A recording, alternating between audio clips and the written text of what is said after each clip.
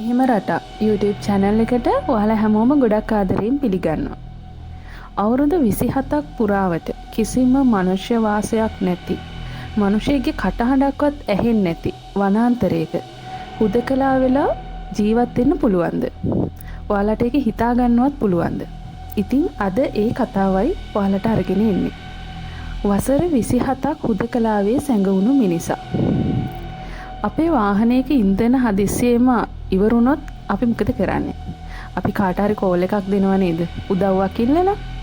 ඉතින් මේ පුද්ගලයා ඔහුගේ වාහනේ ඉන්ධන ඉවරුනහම කරේ කුමක්ද?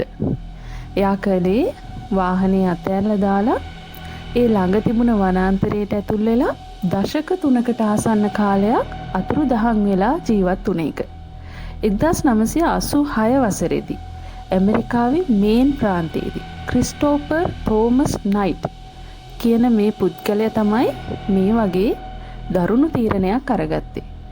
අතරමඟ නතර වුණ ඔහුගේ මෝටර් රථය අතහැරලා දාලා ඔහු උතුරු පොන්ඩ් අසල වනාන්තරයට ඇතුළු වෙලා සමාජයෙන් සදහටම වෙන් වුණා. දුරකථනයක් නැති, ස්ථිර නිවසක් නැති, ගින්දර පවා නැති ඒ ඉදිරි වසර 27 පුරාම ඔහු ජීවත් වුණේ අතිශය දරුණු ශීත ඍතු වලට පවා මුහුණ දෙමින්. සම්පූර්ණයෙන්ම හුදකලා වෙලා.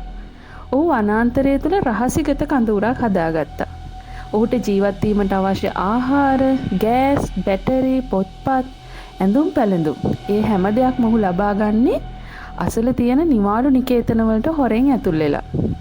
වසර ගණනාවක් පුරා සිදු මෙවැනි කුඩා හොරකම් දහසකට අධික ප්‍රමාණයක් ප්‍රදේශවාසීන් සහ පොලිසිය ඇත්තටම පුදුමයට පත් කළා.